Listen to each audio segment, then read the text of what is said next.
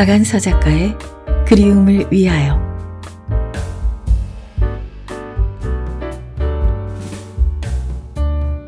올겨울 추위는 유별나다.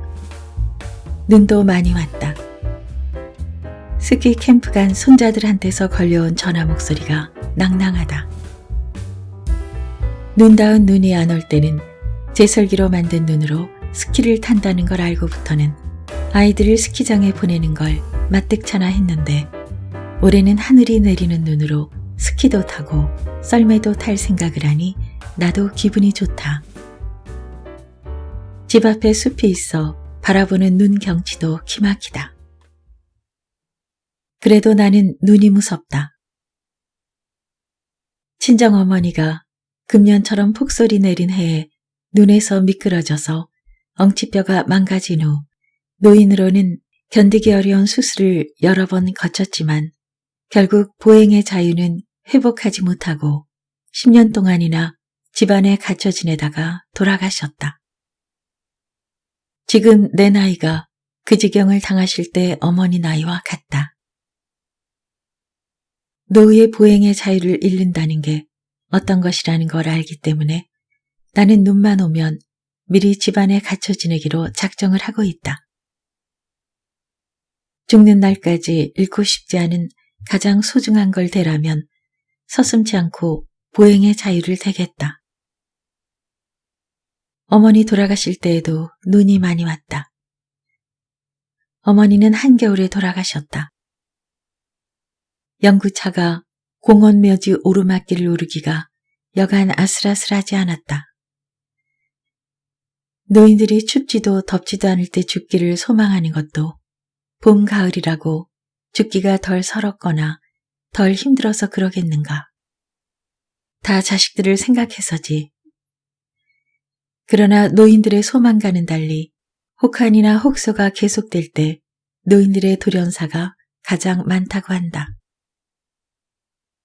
지난 여름은 해마다 기온이 상승한다는 지구온난화 현상을 감안하더라도 예년에 없는 찜통더위가 입추 쳐서 지나고 나서까지 수그러들 줄 몰랐다. 작년에 그 유난스러운 더위가 이 엄동설안에도 문득문득 생각나며 가슴이 아려오는 것은 무슨 까닭일까. 나에게는 옥탑방에 사는 사촌 동생이 하나 있다. 둘 다 환갑, 진갑 다 지나 같이 늙어가는 처지지만 동생은 나보다 8살이나 아래다. 볼이 늘 발그레하고 주름살이라곤 없는데 살피등까지 좋아 50대 초반으로밖에 안 보인다. 그러나 겨울나기는 많이 힘들어한다. 기온이 영하로 내려가면 무거운 것도 못 들고 걷는 것도 느릿느릿 절룩거린다. 동생 말에 의하면 날씨만 추워지면 온몸의 마디가 안 쑤시는 데가 없다고 한다. 동생은 자기의 이런 병을 왼수 관절이 또 도졌다. 또는 이놈의 관절만 없다면이라고 마치 관절을 몹쓸병 이름처럼 표현한다.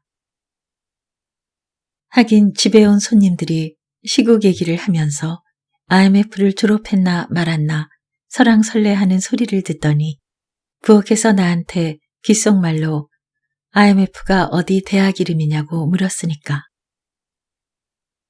우리 집에 손님으로 와본 사람은 다들 동생을 얹혀 사는 군 식구인 줄 안다.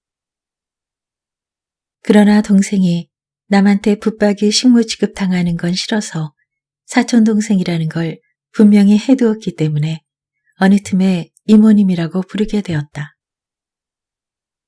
동생이 매일 오는 건 아니다. 보통 파출부처럼 일주일에 2번 요일을 정해놓고 청소와 빨래, 밑반찬 등을 해주고 가지만 손님을 청할 일이 있을 때나 명절 제사 같은 때는 수시로 부를 수가 있다. 요새 젊은이들은 제자식 100일이나 돌잔치까지 호텔이나 이름난 요리집에서 하지만 나는 그 꼴 못 봐준다. 밖에서 점심이라도 한 끼 사야 할 일이 있을 때뿐 아니라 누가 나에게 점심을 사고 싶다고 할 때까지도 나가기도 귀찮으니 집으로 오라고 부르곤 하는 것도 아마 그 꼴 못 봐준다는 강한 의사 표시인지도 모르겠다. 그러나 집에서 밥 한 끼 먹이는 게 어디 보통 일인가. 믿는 구석이 없다면 감히 엄두도 못 낼 일이다. 동생은 음식 솜씨가 좋다. 구매구매 해놓고 가는 밑반찬은 누가 맛있다고 칭찬만 해주면 아낌없이 덜어줄 수 있을 만큼 넉넉하기도 하다. 그러나 손님들은 그게 다 내 솜씨인 줄 안다. 자식들이 잔손갈 나이를 벗어날 무렵부터 시작해서 근 30년 가까이 이어져 오는 동창계 친구들조차도 내가 탈 차례가 되면 내 손맛 좀 보게 너희 집에서 하자고 은근히 압력들을 넣는다. 저희들은 집들이 잔치까지도 집 밖에서 하는 주제에 우리 동창 또래들은 사는 형편들은 제각각이지만 시대를 잘 탔는지 나이를 먹을 만큼 먹어서 그런지 호텔 뷔페라면 최고의 식사인 줄 알고 웬 떡이냐 마구 식탐을 부리던 때가 언제적이냐 싶게 다들 입맛이 여간 까다로운 게 아니다. 죽을 날이 가까울수록 고향 쪽으로 머리라도 두고 싶어 하듯이 맛의 시간여행을 하고 싶은 거였다. 그런 골동품 혀들이 우리 집 음식 맛을 최고로 쳐준다. 하다못해 슴슴하고 물렁한 무나물 같은 하찮은 것까지 저희들은 죽었다 깨어나도 그 맛을 못 낸다는 거였다. 내가 개성 출신이라는 것 때문에 내 손맛을 그렇게 신비화시키는지도 몰랐다. 나는 그런 칭찬이 싫지 않았다. 싫지 않은 정도가 아니라 전통의 맥, 가문의 품격까지 얹어서 평가받고 있다고 여기고 싶었다. 순전히 칭찬을 듣는 맛에 툭하면 집에서 밥을 먹이고 싶어 하는지도 몰랐다. 성격스러운 것이란 획일적인 것의 다름 아니었다. 그러나 우리 집만의 음식 맛은 김치를 비롯해서 고추장, 된장까지 하나같이 동생의 손맛이지 내 손맛은 아니었다. 나는 뜨끔도 하지 않고 천연덕스럽게 동생의 손맛을 표절하고 있었다. 동생과 나는 사촌간이지만 같은 집에서 태어났고 한 집에서 유년기를 보냈다. 그러나 나는 공부 잘하는 아이로 낙인 찍힘으로써 집안일을 조금 더 안 거들고 공부만 하다가 시집을 가게 되었다. 시집가서는 살림살이에 집착이 많은 시어머님과의 평화 공존을 위해 살림살이에서 겉돌다가 남편의 수입이 늘면서 나 대신 시골서 상경한 소녀를 시어머니 조수로 붙여줌으로써 살림이라는 걸 배울 기회를 영영 놓치고 말았다. 내가 시집살이 할 50년대는 다들 살기가 지금과는 될 것 아니게 공공했고 돈원 간의 격차도 더 심해 집에서 한 입이라도 덜려고 도시로 식모살이 오는 소녀들이 넘쳐날 때였다. 공부에 별 취미가 없던 동생은 중학교도 낙방을 해 초등학교 졸업에 그쳤다. 숙부에겐 맏딸인 동생은 몸 약한 숙모를 거들어 집안일을 도맡아 하고 대학까지 간 두 동생 뒷바라지도 잘해서 딸년 대학 공부까지 시켜 남 좋은 일만 한 우리 어머니의 우월감을 납작하게 만들었다. 동생은 바지런하고 솜씨가 좋을 뿐 아니라 얼굴도 예뻤다. 그냥 예쁜 게 아니라 어른들이 인물값 할까봐 전전긍긍할 정도로 예뻤으니까. 시쳇말로 하면 섹시했었지 싶다. 아니나 다를까 12살이나 더 먹은 유부남하고 열렬한 연애를 해서 숙부내외를 기절초풍하게 놀래키다가 결국은 그 남자를 이혼시키고 정식 부부가 되었다. 각각 딴 집안으로 출가외인이 돼버린 우리는 1년에 한두 번도 만날까 말까한 사이가 되어 제각기 자식과 살림을 늘리며 살다가 그 자식들이 홍기가 되면서 다시 친하게 되었다. 시집살이에 부담이 없어진 대신 부모나 자식의 경조사에 동원할 인력이 필요한 나이가 되면 평소 격조하게 지내던 친척이나 동창이 아쉬워지게 마련이다.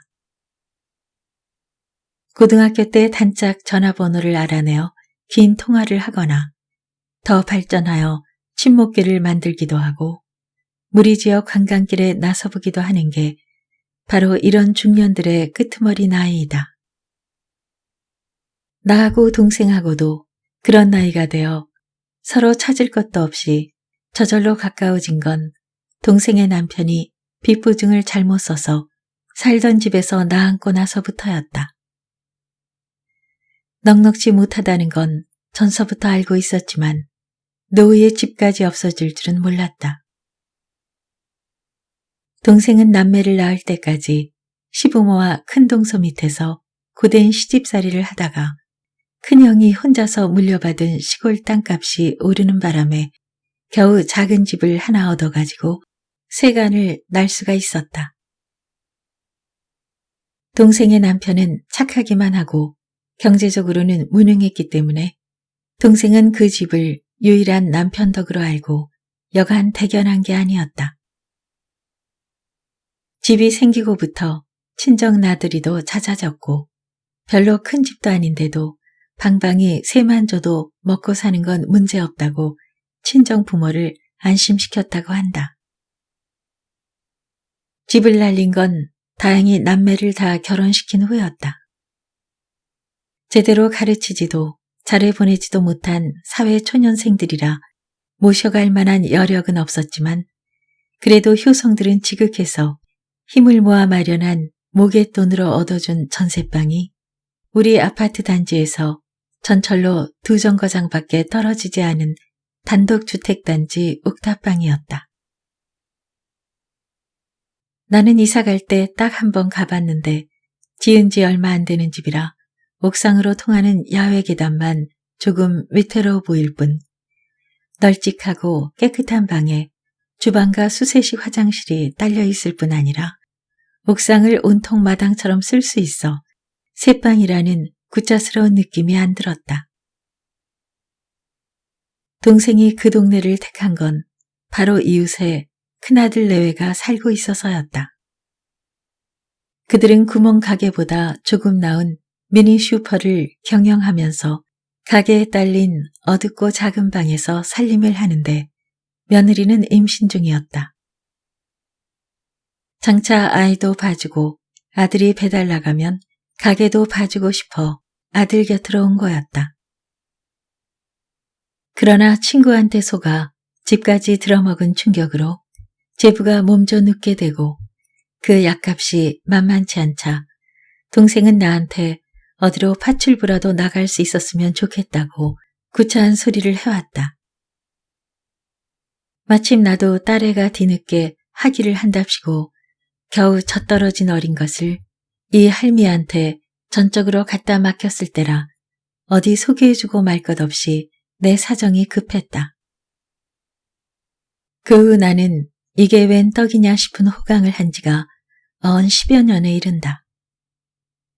시어머니가 돌아가시고 식모라는 직업도 사라진 후 나는 파출부 따라 식성까지 바뀌는 생활을 해왔다. 나는 내가 살림을 할 줄도 모르고 취미도 없기 때문에 누굴 가르칠 줄도 모른다. 정 음식을 맛없게 하면 저 사람은 음식을 못해도 청소 하나는 잘하지 또는 다림질 하나는 끝내주지 하는 식으로 좋은 면만 보려고 애썼다. 다 못해야만 차라리 내가 하는 게 속 편할 것 같아 그만두게 하고 부지런을 떨어봤댔자 한 달이 못 가 또 딴 파출부를 구해드리곤 했다. 동생 덕으로 내 딸이 무사히 학위를 하고 나자 내 남편이 병들어 입퇴원을 되풀이하게 됐다. 동생은 한약도 잘 다리고 죽도 잘 썼다. 남편이 병석에 있는 동안 동생은 나에게 내 자식들보다 더 의지가 되었다. 환자의 몸과 마음에 보비보다 더 좋은 효자는 없다. 동생은 그걸 완벽하게 해주었다. 내 남편이 투병 중인 동안 나는 동생의 남편도 병석에 있다는 건 안중에도 없이 될 수 있는 대로 일찍 오게 하고 밤늦도록 붙잡아 두려고 했다. 설사 제부 생각이 문득문득 떠올랐다 해도 수고비를 넉넉히 쳐주니까 동생도 바라는 바이지 나를 심하게 여길 건 없다고 생각했을 것이다. 내가 과부가 된 지 3년 후에 동생도 과부가 되었다. 그 3년 동안 나는 동생이 내 남편한테 해준 생각을 해서라도 제부에게 신경을 안 쓸 수가 없었다. 우선 동생을 매일 쓸 필요가 없어졌는데도 매일 오도록 했다. 시혜보다는 정당한 수입을 보장해주는 게 동생을 돕는 길이었다. 문병도 가보려고 했지만 동생이 한사코 싫다고 했다. 동생의 말투로 미루어 남에게 보이고 싶지 않은 것은 환자보다도 사는 형편인 듯 했다. 이사 갈 때만 해도 겉은 번지르르해 보였지만 워낙 날림집인데다 세져 먹으려고 나중에 올린 옥탑방은 더 엉터리여서 여기저기 뒤틀리고 금가서 겨울에는 수도와 화장실이 얼어붙어 못쓰고 여름에는 비까지 새서 비닐 조각으로 임시 변통을 해야 한다고 했다. 환자까지 있는 집 고락선이가 그러하니 단연간 누적된 누추가 어떠하리라는 건 짐작하고도 남았다. 보이고 싶지 않아 하는 동생 마음에 따르는 게 수였다. 얼어붙는 상하수도 때문에 겨울이면 물통이나 요강까지 들고 옥의 계단을 오르내리느라 동생의 관절염은 해마다 조금씩 더 나빠지는 것 같았다. 동생은 약을 입에 달고 살았다. 관절이 부드러워지는 봄, 여름에도 약국만 바라봐도 삭신이 쑤셔서 약을 안 먹고는 못 베긴다고 했다. 나는 문병은 못 갔지만 내 딴엔 남보다 후한 월급 외에도 도움을 주려고 은근히 제부에게 많은 배려를 하는 편이었다. 남편의 유품 중 따뜻하고 편한 옷을 죄다 보냈고 집에서 별식을 할 때뿐 아니라 자식들이 나한테 보내는 고깃근이나 영양제도 늘 넉넉하게 나누었다. 약식이나 인절미 같은 것도 잘 먹고 소화도 잘 시킨다고 하기에 출입만 못할 뿐 제부는 마냥 살 줄 알았다. 물론 그걸 동생의 복이라고 생각한 건 아니다. 오히려 그렇게 착하고 솜씨 좋은 동생이 어쩌면 복은 그렇게 지지리도 없을까 생각할 때마다 그걸 제부 탓으로 여기고 있었다. 명절을 앞두고 있어 동생하고 준비할 게 이것저것 적지 않을 때 동생한테서 못 오겠다는 전화가 왔다. 매일 온다고는 하나 지 볼일을 못 볼 정도로 매여 있는 건 아니어서 시집 대소사나 친구끼리의 계모임에도 거의 안 빠지는 동생이었다. 그렇지만 사전 양해 없이 기녀할 때 빠지겠다고 한 건 처음이었다. 나는 벌컥 화가 났지만 환자가 아침에도 먹을 걸 안 찾는 게 암만 해도 이상해서 집을 비우기가 싫다고 했다. 지척에 사는 아들 며느리는 뒀다 뭐 하려느냐고 역정을 내려다 말았는데 참길 잘했다. 제부는 그날을 넘기지 못하고 숨을 거두었다. 옥의 계단으로 시신을 내가게 될까봐 늘 걱정하던 동생은 119를 불러 혼수 상태의 병자를 병원으로 옮기고 그러고 나서 곧 임종을 맞았다고 했다. 만약 내가 성질을 부려서 동생이 남편 임종도 못 보게 했더라면 어쩔 뻔했나. 생각날 때마다 모골이 송연해지곤 한다. 나중에 들어서 한 얘기지만 제부는 죽기 전날 밤 느닷없이 동생의 손목을 잡고 사랑한다고 말하더란다. 기분이 이상해서 누구 보고 싶은 사람 없느냐 아이들을 부를까 물어봤더니 아니 아무도 안 보고 싶다고 당신만 있으면 그만이라고 사랑한다고 강조하더란다. 그 다음날 아침 안 깨어나길래 죽을 줄 알고 모든 조치를 침착하게 취할 수 있었노라고 했다. 그 후에도 동생은 아무한테나 사랑한다는 제 남편의 마지막 말을 되뇌이며 헤헤거렸다. 남편으로부터 그런 임종의 말을 들은 여편네 있으면 어디 나와보라는 투였다. 아무리 작은 것에 행복해하는 동생이라지만 저리도 속이 없을까 한심한 생각이 들었다. 동생에게 남겨진 건 더 이상 퇴락할 여지도 없을 정도로 누추한 전셋방이 다였다. 그나마 전셋돈을 올려달라지 않는 것만 다행이었다. 빼봤댔자 1,000만 원도 안 되는 돈으로 얻을 수 있는 전셋방이 서울 시내에 어디 있겠느냐. 주인은 곧 재개발이 되어 헐릴 집이라는 핑계로 고쳐주지도 않는 대신 돈도 더 달래지 않았다. 동생의 두 자식들도 저마다 옹색한 단칸방에서 제 자식을 둘씩 낳아 기르면서 반듯한 독채 전셋집을 얻을 만한 돈을 마련하는 걸 목표로 열심히 일하고 있었다. 동생은 자식들이 저 살 궁리만 한다고 섭섭해하는 소리를 한 번도 안 했다. 오히려 부모덕 없는 걸 원망하지 않고 씩씩하게 사는 걸 고마워했다. 관절 때문에 겨울나기를 유난히 힘들어하던 동생이 지난 여름에는 더위를 못 참아 하면서 그 좋던 얼굴도 점점 못쓰게 돼가는 게 눈에 띄었다.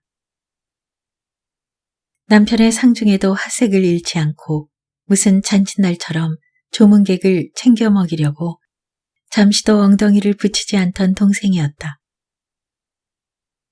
어디 아픈 게 아니냐고 물어도 괜찮다는 대답이 기운이 하나도 없었다. 혈색 없는 얼굴에 푸석한 붓기까지 나타났다. 안 되겠다 싶어 심각하게 따져 물었더니 옥탑방의 더위는 밤에도 화독속 같다는 것이었다. 선풍기를 2대나 틀어놓고 자는데도 환장하게 더워서 러닝 셔츠를 물에 담갔다가 대강 짜서 입고 자면 그게 마르는 동안은 좀 견딜만 해서 잠을 청할 수가 있는데 아침에 일어나면 머리가 무겁고 기운이 하나도 없다고 했다. 젖은 옷을 입고 잔다는 소리는 충격적이었다. 나는 삼복더위가 가실 때까지만이라도 우리 집에 같이 있자는 소리가 입 밖까지 나오려는 걸 꾹 눌러 참았다.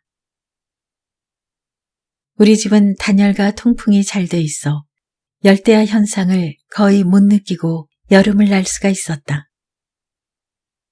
그러나 동생의 끝없는 수다를 참아낼 생각을 하면 절로 고개가 저어졌다. 평소에도 동생은 우리 집에 들어서자마자 거의 1시간은 수다를 떨어야 일을 시작했다. 나하고 관계되는 사람 얘기라면 들을 만도 하겠는데 거의가 나는 한 번도 본 적이 없는 시집의 친척들 얘기 아니면 친목 개언들 얘기였다.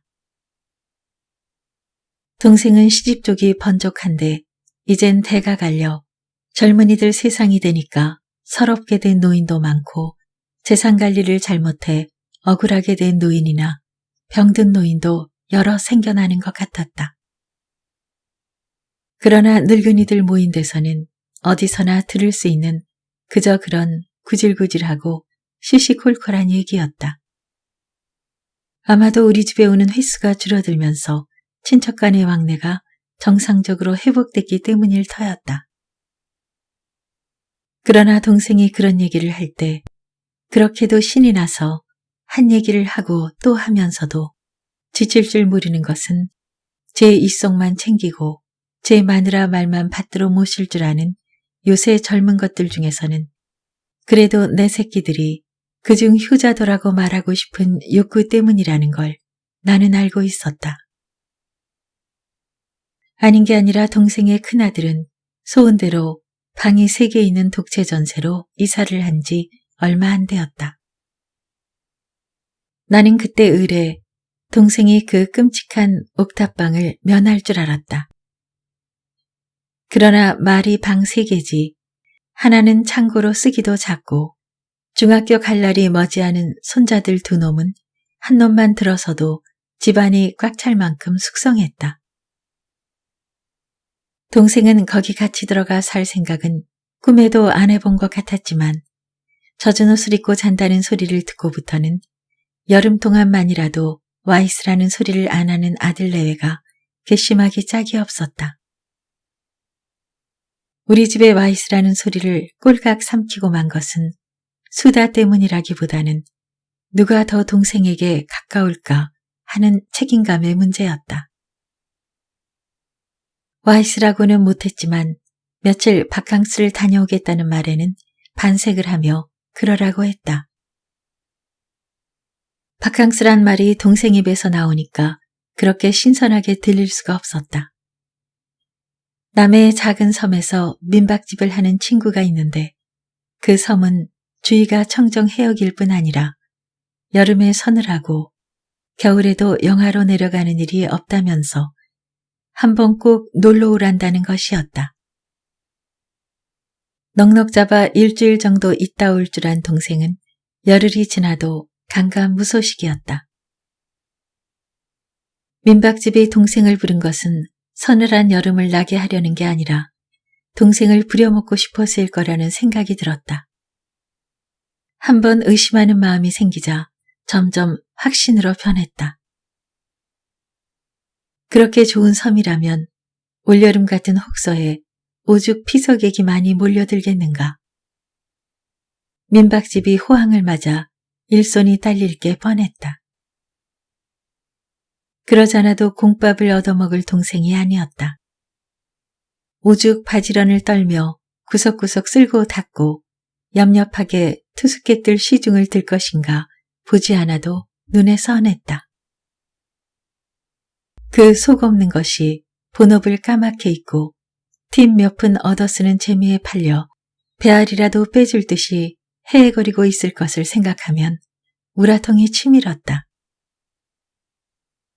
파출부란 제도가 있기 전 옛날 요새 너도 나도 아무리 가난뱅이라도 밥만 안 굶으면 다 자가용 부리듯이 도시에선 집집마다 식모를 두고 살던 때가 있었다.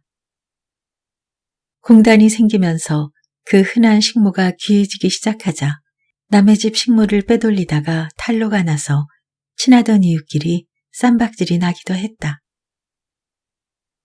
나는 그런 일을 당했을 때처럼 그 민박집한테 맹렬한 적의를 느꼈다.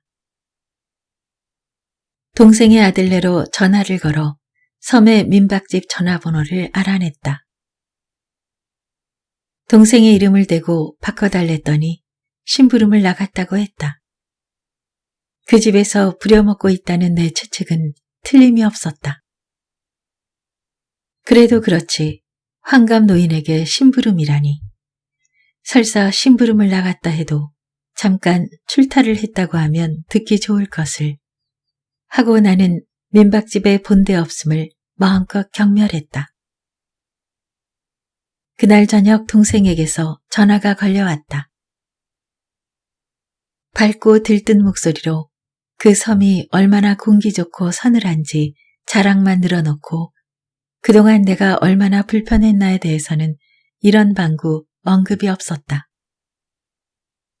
괘씸했지만 젖은 옷을 입고 더위를 참아낼 때 모른 척한 게 아직도 양심에 걸려 있어서 참고 들어주었다. 그 섬이 그렇게 쾌적하다면 추석까지라도 기다려야지 별 수 있겠는가. 금년에는 추석이 일찍 들어 산들바람도 나기 전에 명절 준비를 해야 할 생각을 하면서 나는 심술궂은 미소를 지었다. 마냥 듣고 있을 수가 없어서 동생이 지상낙원처럼 말하는 섬이 어디서 어떻게 가는 곳이며 이름은 뭐냐고 물어보았다. 삼천포에서 여객선으로 2시간가량 걸리는 섬으로 이름은 사랑도라고 했다. 사랑도? 이름 한번 요상하다고 했더니 동생은 랑이 아니라 량이라고 고쳐주었다.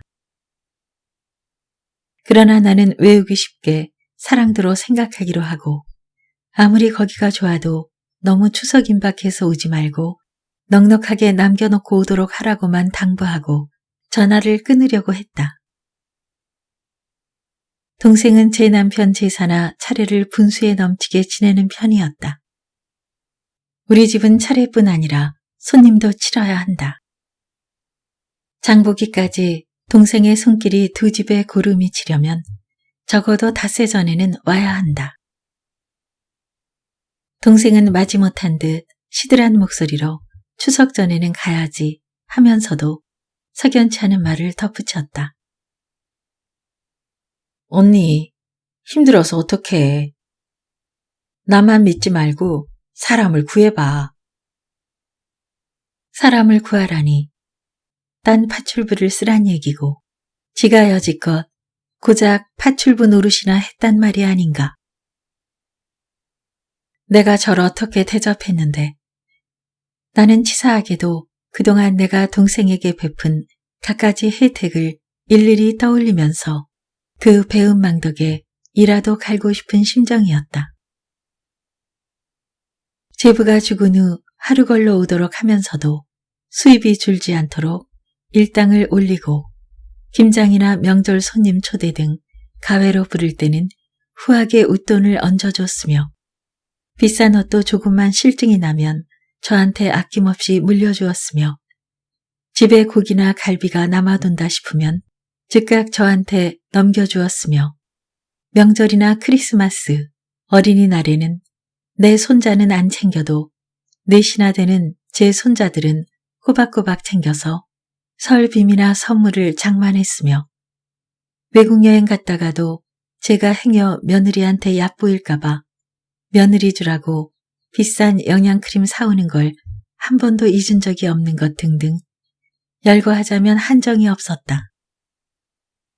그게 어떻게 보통 파출부에게 할 수 있는 일인가. 그러나 그런 걸 잊지 않고 꼽고 있는 자신이 문득 남처럼 역겨워지는 걸 어쩔 수가 없었다.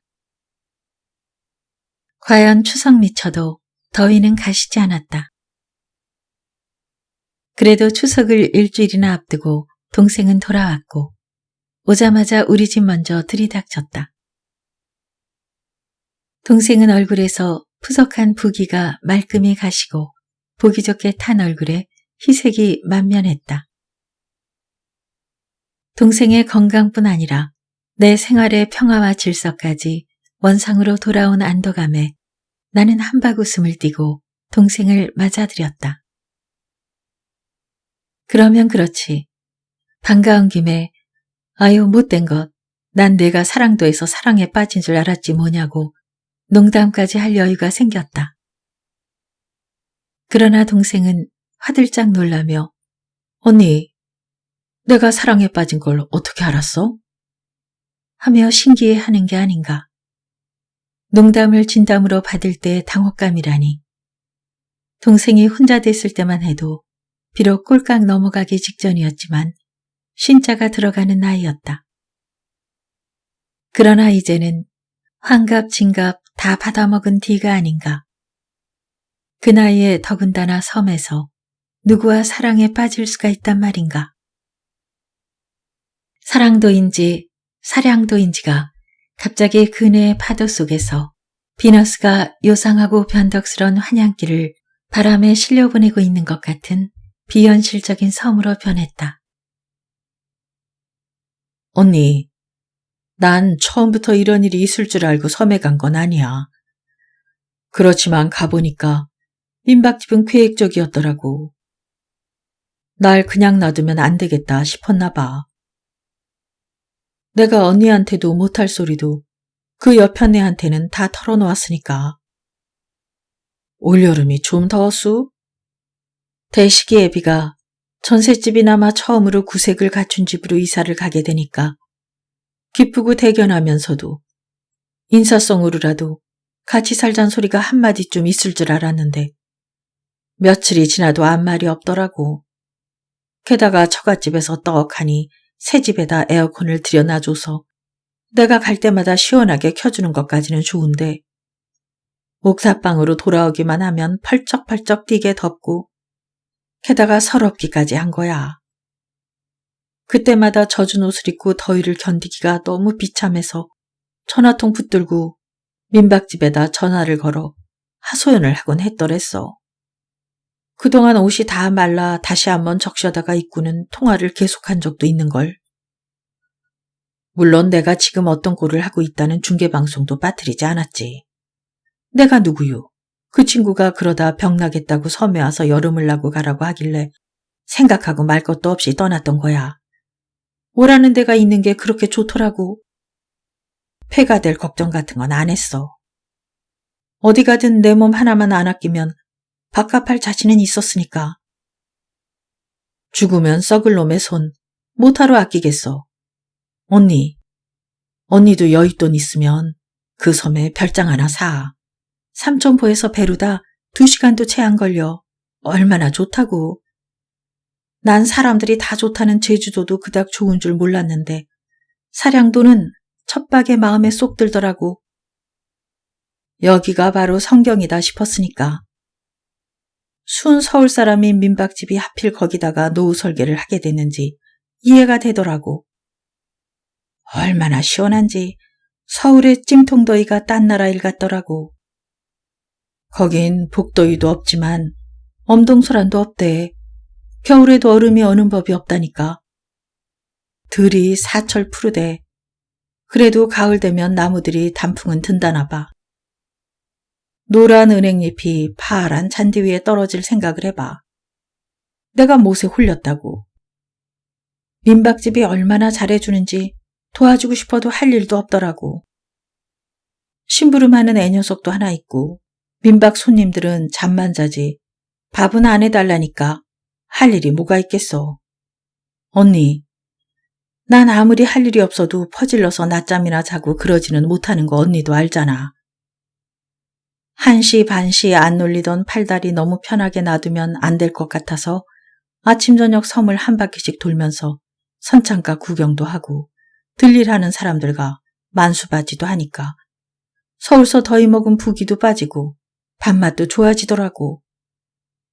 근데 이상한 게 내가 바람 쐬러 나갈 때마다 민박집은 꼭 딸 미팅 내보내는 여대생 엄마처럼 나한테 잔소리를 하는 거야. 화장하고 예쁜 옷으로 갈아입고 나가라고.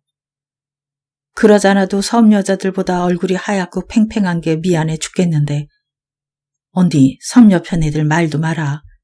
내 나이면 새카만 얼굴에 굵은 주름이 박고랑 같다니까.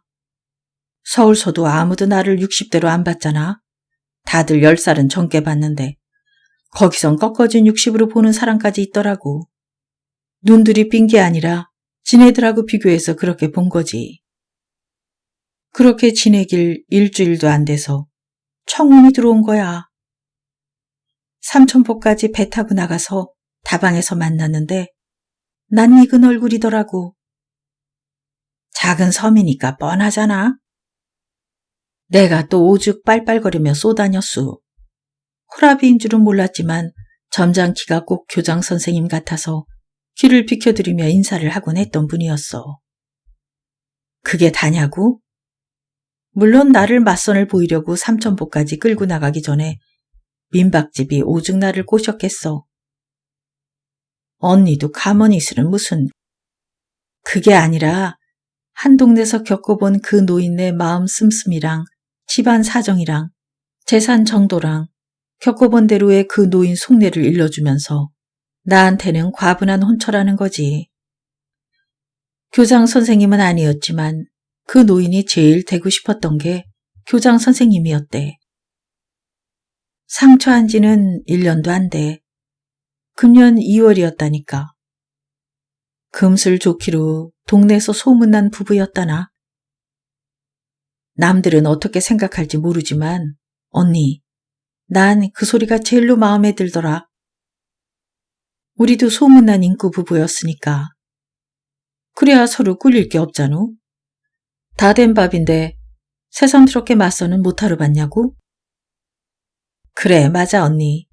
민박집이 바란 것보다 더 쉽게 눈이 맞아버린 거야.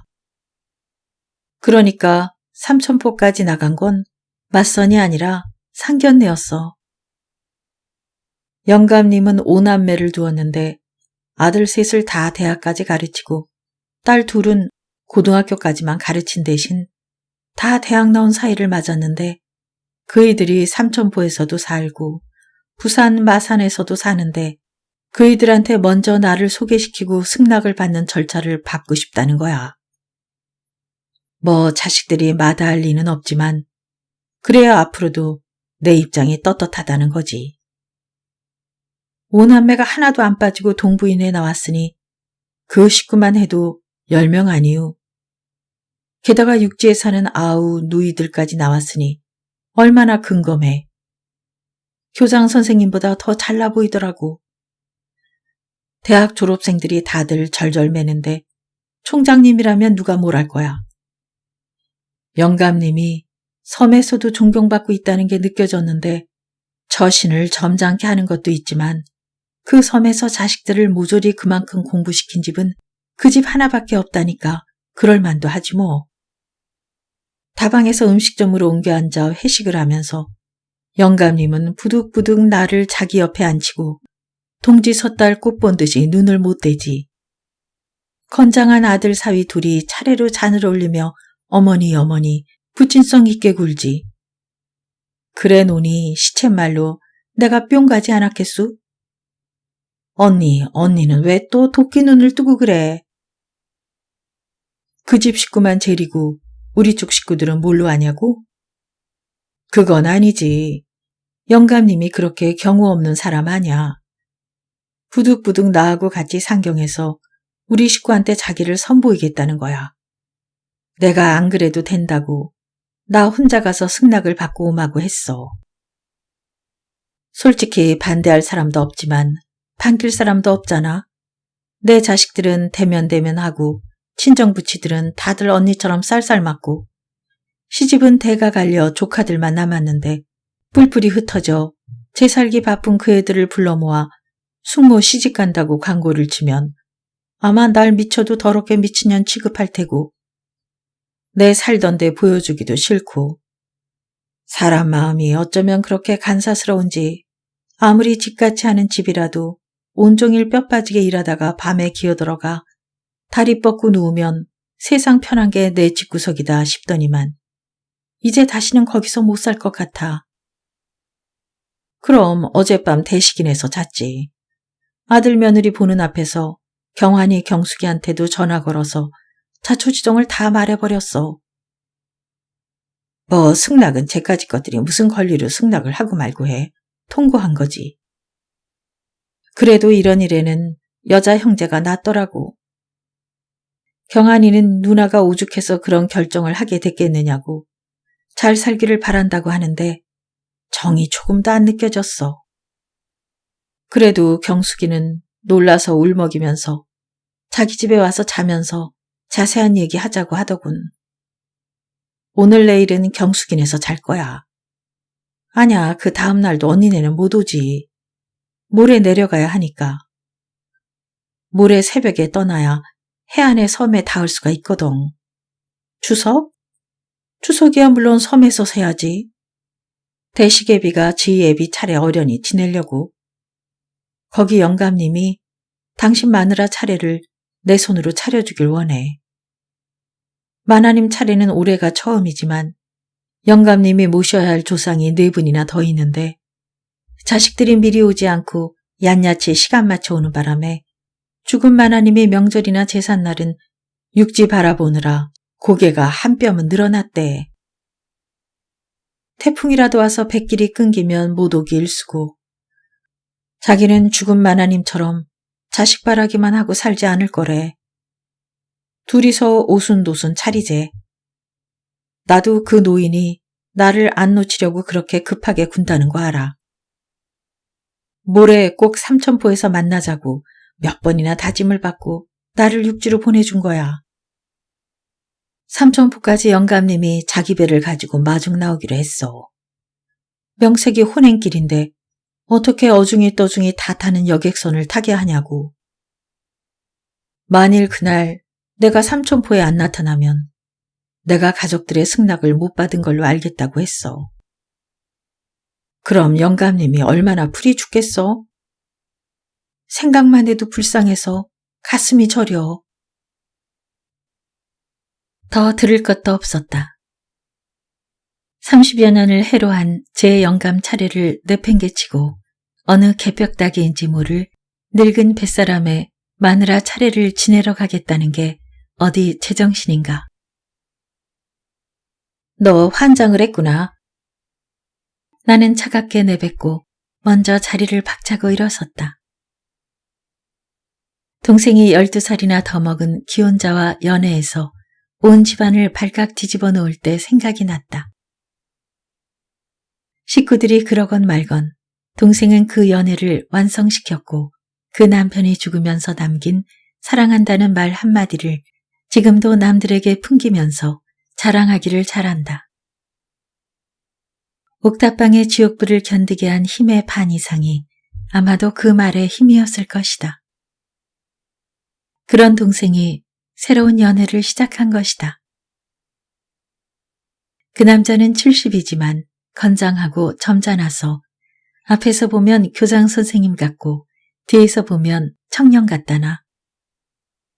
자기 소유의 어선을 가지고 있고 바다 하나만 믿고 자식 5다 고등교육 시킬 정도로 근면할 뿐 아니라 지금도 그가 놓은 통발에서만 유난히 많은 고기가 잡힐 정도로 바다에 관해서는 모르는 게 없는 능숙한 업을 한다. 동생은 일어나 나가면서까지 영감님 자랑을 하고 갔다. 다음 날 차편이 생긴 김에 추석장을 보러 나갔다.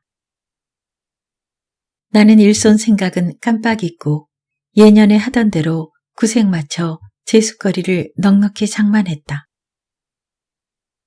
다용도실에 그걸 쏟아놓으니 엄청난 부피였다. 냉장실, 냉동실로 나누어 넣는 것조차 생전 안 해보던 일처럼 난감하게 느껴졌다.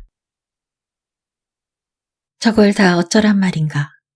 사다만 내던지면 다듬고 지지고 볶고 맛있는 냄새를 풍기면서 제상과 손님상이 저절로 차려지던 때는 가버린 것이다. 친구들은 생전 진이를 모르는 나를 인복이 많다고 부러워했었다. 인복을 놓친 나는 지금 얼마나 불쌍한가. 엉엉 소리를 내서 울어도 시원치 않을 것 같았다. 제가 어떻게 나한테 이럴 수가 있는가. 나는 그동안 내가 저한테 베푼 온갖 혜택을 떠올리며 제가 나한테 미리 아신 소리만 했더라면 뭘 못해줬을까. 집도 사줬을 것처럼 내 후한 마음을 마냥 부풀렸다. 그러나 사다가 내던지기만 하면 진수성찬이 저절로 차려지던 지상낙원은 잃어버린 뒤였다. 그 좋은 솜씨로 예전 같으면 궁중숙수를 해도 손색이 없을 솜씨로 섬의 거칠고 단순한 뱃사람의 밥상을 차려주러 간 것이다. 이건 대지에게 진주 정도가 아니다.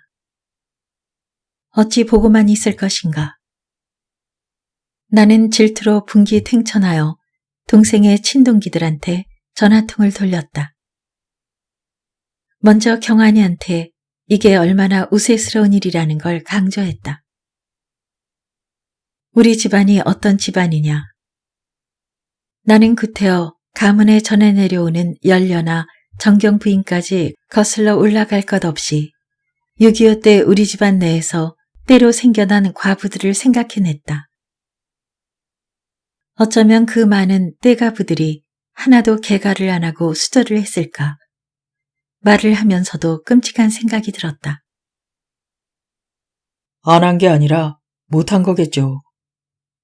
떼가부는 떼죽음 때문에 생겨난 건데 어디로 개가를 하겠소. 경환이가 눈물 댔다. 그리고 자기도 충격을 받았지만 우선적으로 고려해야 할 것은 누님의 행복이 아니겠느냐고 했다. 어쩌겠다는 소린지 감이 잘 안 잡혔지만 회사로 건 전화를 더 붙들고 늘어질 수가 없었다. 다음은 경숙이네였다. 전화를 받은 경숙이는 지금 언니는 이것저것 섬에서 부족한 걸 사러 나갔다고 했다. 마침 잘 됐다. 너하고 의논하려고 걸었단다. 네 언니 말이다. 이렇게 서두를 꺼내자 경숙이는 즉각 나도 심란해 죽겠어. 그동안 나 사는데 골몰해서 언니한테 제대로 신경을 못 써준 게 이렇게 마음에 걸릴 수가 없네. 하고 울먹이기까지 하는 게 말이 될 것 같았다. 여자끼리 통하려면 가문보다는 정서적인 호소가 나을 것 같았다. 그래서 이 일을 우리가 다 같이 적극적으로 막아야 하는 첫째가는 이유로 정에 무르고 타산적이지 못한 그녀의 다정다감한 성격을 꼽았다. 너도 알지? 너희 언니하고 너희 형부하고 우리 집안을 발칵 뒤집어 놓고 결혼한 거. 그건 안 되는 결혼이라고 그렇게 말렸건만 키놓고 그리로 시집을 가더니만 뭐 좋은 거 있었냐? 너희 형부 생전 마누라 치질이 고생만 시키더니 말년에는 병수발까지 얼마나 오래 시켰냐. 그래도 싫은 내색 한 번 안 하고 헤헤거리고 살았지만 아마 속으론 그때 어른들 말을 들을 걸 후회 막심이었을 거다. 여기까지 말했을 때 경숙이가 발끈하는 목소리로 내 말을 잘랐다. 언니, 무슨 말을 그렇게 하오? 마치 우리 언니가 평생 불행하게 산 것처럼 말하는데 우리 언니가 언니보다 좀 어렵게 살았다고 그렇게 깔보나 본데 우리 언니 남부럽지 않게 행복하게 살았어요. 이렇게 나오는 데야 무슨 말을 더 하겠는가. 아, 내 꼴이 이게 뭐란 말인가. 처량하다 못해 참담했다.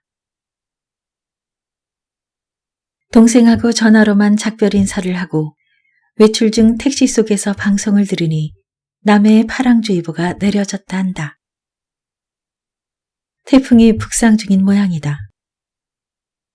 순간 하늘이 이 늙은 철부지들의 만남을 회방 놓았으면 하는 불티 같은 희망이 가슴을 짜릿하게 했다. 그러나 그 다음 날 동생은 무사히 도착했다는 전화를 걸어왔고 그 후에도 동생한테서는 적어도 일주일에 한 번씩은 전화가 걸려왔다. 워낙 수다 떨기 좋아하는 동생이었다. 주로 제 자랑, 그리고 내 걱정이었다. 언니, 사랑 구했어? 아직도 못 구했다고?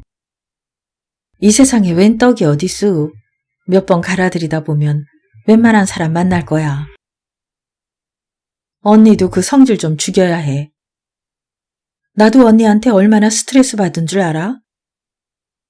그래, 지금은 스트레스 안 받아서 좋겠구나. 나도 동생이 하라는 대로 성질 죽이고 유하게 대답할 줄도 알게 되었다. 그 먼 곳에서 택배로 뭘 붙여오기도 했다. 아이스박스로 바다맥이라나 물맥이라나 하는 생전 듣도 보도 못한 징그러운 생선을 붙여오기도 하고 깐 마늘을 붙여오기도 했다. 그 섬마늘은 단단하고 맛좋기로 전국적으로 소문난 마늘이라 혼자 먹기 아까워서 붙이는데 일하기 싫어하는 언니 생각을 해서 까서 씻어서 깨끗이 행주질해서 보내니 꺼내 쓰기만 하면 된다고 했다. 그런 것들을 받고 나서도 내 쪽에서 섬으로 전화 거는 일은 없었다. 고맙지 않아서도 전화값이 아까워서도 아니고 그 영감이 받을까 봐서였다. 전화상으로라도 그 늙은 뱃사람하고 수인차를 하기가 싫었다. 그러나 내 주위 사람에게 동생이 제가 했다는 걸 알리지 않을 수 없는 경우가 생겼을 때는 그녀가 남해의 그림 같은 섬에 선주한테로 시집갔다고 말해주곤 했다. 내 체면을 위해선지 모르지만 대단한 격상이었다. 겨울이 시작될 무렵 동생한테서 제 남편 제사를 지내러 상경한다는 전화가 걸려왔다. 내가 알기론 그 영감이 전 남편 제사를 지내라고 새 마누라를 육지로 내보낼 남자가 아니었다. 동생은 그 천진하고도 날렵한 말솜씨로 거짓을 꾸며대 그 영감을 감쪽같이 속였을 것이다. 어쩌면, 아니 틀림없이 이건 동생이 그 섬을 탈출하겠다는 신호라고 생각했다. 동생은 오겠다는 날보다 이틀이나 더 일찍 서울에 왔다. 영감을 속이고 온 것도 영감 곁을 도망친 것도 아닌 것 같았다. 아들네로 도착하자마자 걸려온 전화 목소리는 영감이 제숫거리와 서울 가서 옷 사입으라고 찔러준 돈봉투 자랑으로 들떠 있었다. 나는 그 목소리를 들으며 명랑하게 조잘되는 시냇물 위로 점점이 떠내려오는 복사꽃잎을 떠올렸다. 다음 날 물맥이 말린 걸 한 보따리 들고 내 앞에 나타난 동생을 보자 그저 반갑기만 해서 허둥대며 맞아들였다. 석 달 만에 만난 동생은 어찌나 생기가 넘치는지 첫 근친혼 딸 자식이라 해도 그만하면 시집 잘 갔구나 마음을 놓고 말 것 같았다. 나는 아끼던 포도주를 따서 건배하고 물맥이 말린 것을 짝짝 찢어 안주 삼아 둘이서 한 병을 다 비웠다. 아직도 제삿날까지는 사흘이나 더 남아 있었다. 나는 해롱해롱해진 김에 생전 안 하던 짓을 해버렸다. 동생더러 나하고 같이 자자고 붙든 것이다. 그날 밤 자리 나란히 깔고 같이 자면서 동생의 수다를 끝까지 다 들어줬는지 끝나기 전에 스르르 잠들어 버렸는지는 잘 생각나지 않는다. 그러나 동생에 대해 궁금한 건 다 알아버린 게 확실했다. 혹시나 하는 기대도 일말의 불안감도 가셔버렸으니 말이다. 언니, 그건 언니가 이상한 거야. 영감님이 날 그이 제사에 보내준 게 뭐가 그렇게 이상하다는 거야? 보내주긴 내가 갔다 온다고 했어. 나도 죄의 마누라 첫 차례 지내려고 풍랑을 무릅쓰고 갔는데 그 정도의 주장도 못해? 추석 밑에 영감님하고 삼천포에서 만나 섬에 들어갈 때 나 죽을 뻔했다. 정말이야. 그때 파랑주의보가 내려서 여객선도 못 뜰 때였어. 영감님은 그 전에 섬에서 나와 삼천포에서 날 기다리고 있었지. 내가 터미널에 내리니까 어찌나 기뻐하는지 마치 죽은 사람이 살아 돌아온 것 같더라고. 내가 언약을 지키리라고 100% 믿은 건 아니었나 봐. 안 나타나면 서울까지 쫓아가 봐야지. 혼자 섬으로 돌아갈 순 없다고 생각했다니까. 서울서도 못 찾으면 어쩔 뻔했냐고 물어봤더니 바다에 빠져 죽었을 거래. 사내들 허풍은 늙어도 못 말린다니까. 그렇게 좋아하면서도 선뜻배에 날 태우려 들지를 않는 거야. 삼천포에 큰딸이 사는데 거기서 하룻밤 자고 갔으면 하지 뭐야. 풍랑이 심상치 않다는 거지. 아주 못 갈 정도냐고 물었더니 그렇지는 않다길래 짐도 있고 피곤해서 이왕이면 내 집에 짐 풀고 푹 쉬고 싶다고 했더니 그렇게 좋아할 수가 없더라고. 그럼 그러자고 배를 태우더군. 나중에 그러는데 내가 벌써 자기 집을 내 집처럼 말하는 걸 듣고 이젠 됐다 싶었다나. 배가 어찌나 출렁이는지 우리 배를 타본 건 그때가 처음이었거든. 그래도 난 여객선보다 작아서 그런 줄 알고 하나도 안 무서웠어. 내가 바다에 대해서 뭘 아우? 영감님이 운전하는 배에 영감님하고 같이 탔다는 생각만 하면 겁나는 게 아무것도 없더라고. 배가 기우뚱하면서 파도가 덮칠 때마다 깍 소리를 지르며 재미나 하니까 영감님이 화를 내면서 꼼짝 말고 엎드려 있으라고 하더군.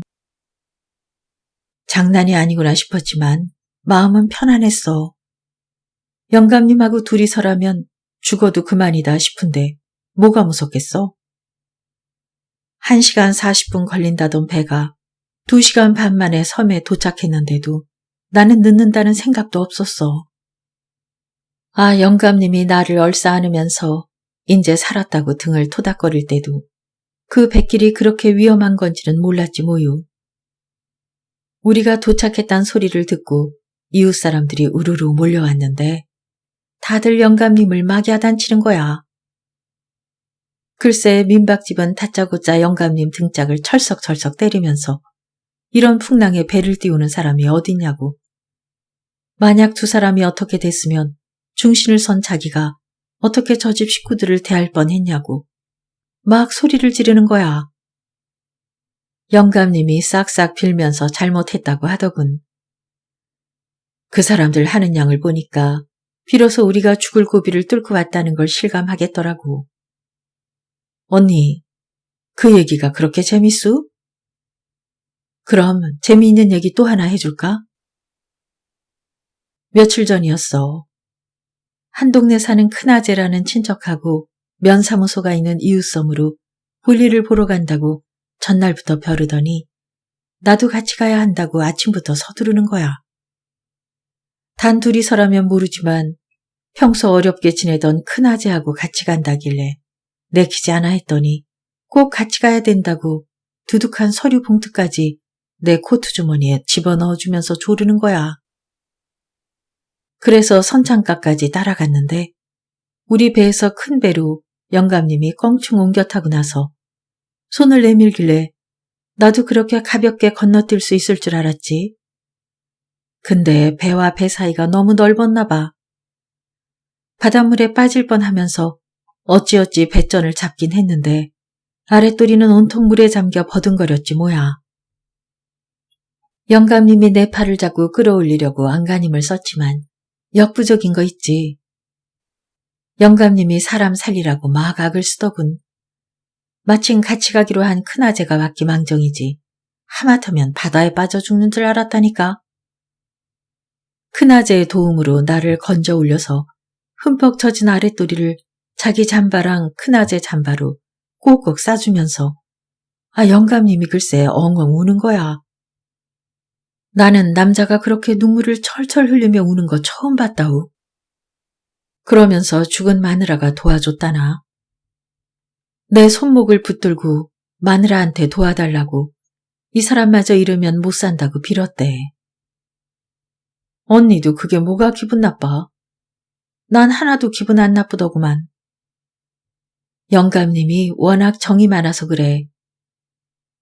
언니는 그 사람이 마누라 잃은 지 1년도 안 돼 새장가 들었다고 욕하지만 외로움을 이기지 못하는 게 왜 나빠? 그날 나를 데리고 면사무소에 가려고 한 목적이 지문서를 내 이름으로 해주려는 거였더라고. 내 안주머니에 넣어준 게 지문서였던 거야. 다행히 그건 안 젖어서 그날로 계획한 일을 할 수 있었지만 나를 기쁘게 해주려고 그때까지 안 말 않고 있던 거지. 사실 민박집도 내가 내 낭탁을 너무 할 줄 모른다고 걱정하고 경환이나 경숙이도 혼인신고는 할 거냐, 영감 주군우를 위한 대책은 뭐냐 알고 싶어 했지만 나는 무대책으로 그냥 간 거였어. 호적을 옮기면 그쪽 오남매가 내가 재산이나 탐나서 시집 온 줄 알 거 아냐? 그런 일로 서로 눈치 보고 사이 나빠지는 것도 싫고 내 아들하고 같은 호적에서 떨어져 나가는 것도 싫고 그래서 호적에 오르는 건 사양하겠다고 했더니 영감님도 동의하더라고. 남들이 중요하게 여기는 게 영감님도 그렇고 나도 그렇고 하나도 안 중요하더라고. 그래도 영감님은 자기가 먼저 죽으면 나는 어찌 사나 내 걱정을 무지해. 우리 집이 우리 동네에서 민박집 다음으로 크다우. 짓기도 단단하게 지었고 아파트 마냥 갖출 거 다 갖췄어. 그 섬에서 땅값 제일로 비싼 선창가에 있고 뭐 그래도 팔아봐야 2, 3천밖에 안 나간대. 영감님 재산 중에는 뱃값이 대래 알토랑 갖다나 봐. 그건 자식들 몫이겠지. 난 영감님이 나는 하나도 걱정 안 하는 자기 죽은 후에 내 살 걱정까지 해주는 게 신기하고 고마울 뿐 더 바라는 건 없어. 오늘 먹을 양식과 잠자리 걱정 안 하고 사는 게 얼마나 좋은지 난 그걸로 좋게. 이게 꿈인가 생신가 자다가도 꼬집어 볼 적이 있다니까. 언니, 영감님 참 좋은 사람이라오. 집문서 옮겨주고도 1,000만 원짜리 통장도 내 이름으로 해줬어. 그 밖에 적금도 하나 들어줬고 그 나이에도 우리 섬에서 가장 고기 잘 잡는 어부야. 물메기는 무진장 잡아. 때가 되면 도미도 많이 잡는데 시커먼 도미 말고 금붕어 같은 도미 말야. 언니, 도미 잡으면 내가 택배로 붙여줄게. 언닌 맛있는 것만 좋아하잖아. 그 사람 그런 거 안 아껴. 올해 물메기가 많이 잡히니까 집집마다 돌린걸. 섬이니까 과부들이 많아. 영감님이 상처하니까 다들 나 안 데려가나 끼룩끼룩 영감님을 넘봤다나 봐. 그런데 도시에서 꽃같이 예쁜 색시를 얻어왔으니 얼마나 속이 상하고 샘이 나겠느냐면서 호르머니들한테 인심쓰라고 물메기도 돌리고 문어도 돌리고 그런다오. 그이가 그런 사람이야 언니. 서울서 마누라를 얻어들인 게 그렇게 좋은가 봐. 나더러 당신은 어쩌면 노름도 못하고 술도 못하고 담배도 못하느냐고 무슨 보배덩어리 보듯이 본다오. 섬에는 3가지 다 하는 여자들 천지래. 섬 남자들도 거기 사투리가 그런 건지 친한 척 하려고 일부러 그러는지 한두 번만 만나 얼굴을 익혔다 하면 단박 반말짓거리야. 왔나? 갔나? 묵었나? 봐라. 이런 식으로. 영감님은 처음부터 3달을 같이 산 지금까지 깍듯이 보소, 드소, 갔다 오소 하는 식으로 존댓말을 쓴다오. 그게 얼마나 듣기 좋다고. 우리 둘이 말을 많이 해. 할 얘기가 왜 없어? 지가 저희 마누라 얘기하면 난 우리 남편 얘기도 하고 한 얘기하고 또 해도 실증이 안 나. 우린 서로 얼마나 열심히 들어준다고. 듣고 또 들어도 재미나니까. 그러다가 누가 먼저 잠들었는지 모르게 잠들지. 나도 동생 얘기를 거기까지 듣다가 잠들었던가. 아니면 동생이 먼저 잠들었을까. 하여튼 아침에 깨어나 건진 게 거기까지였다. 그 후 나는 동생을 더는 부릴 수 없다는 걸 인정하게 되었다. 그게 그렇게 기분 좋은 일인 줄 몰랐다. 나는 동생에게 항상 베푸는 입장이라는 우월감을 가지고 있었다. 그건 상전의식이지 동기간의 우애는 아니다. 상전의식이란 충복을 갈망하게 되어 있다. 예전부터 상전들의 심보란 종에게 아무리 최고의 인간 대접을 한다고 해도 일단 자신의 거룩한 혈통이 위태로워졌을 때면 종이 기꺼이 제새끼하고 바꿔치기 해주길 바라는 잔인무도한 것이 아니던가. 나는 상전의식을 포기한 대신 자매애를 찾았다. 여름에는 시원하고 겨울에는 춥지 않은 남해의 섬. 노란 은행잎이 푸른 잔디 위로 지는 곳. 70에도 섹시한 어부가 방금 청정 해역에서 낚아올린 분홍빛 도미를 자랑스럽게 들고 요리 잘하는 어여쁜 아내가 기다리고 있는 집으로 돌아오는 풍경이 있는 섬. 그런 섬을 생각할 때마다 가슴에 그리움이 샘물처럼 고인다. 그립다는 느낌은 축복이다. 그동안 아무것도 그리워하지 않았다. 그릴 것 없이 살았으므로 내 마음이 얼마나 메말랐는지도 느끼지 못했다. 우리 아이들은 내년 여름엔 이모님이 시집간 섬으로 피서를 가자고 지금부터 벼르지만 나는 안 가고 싶다. 나의 그리움을 위해 그 대신 택배로 동생이 분홍빛 도미를 붙여올 날을 기다리고 있겠다.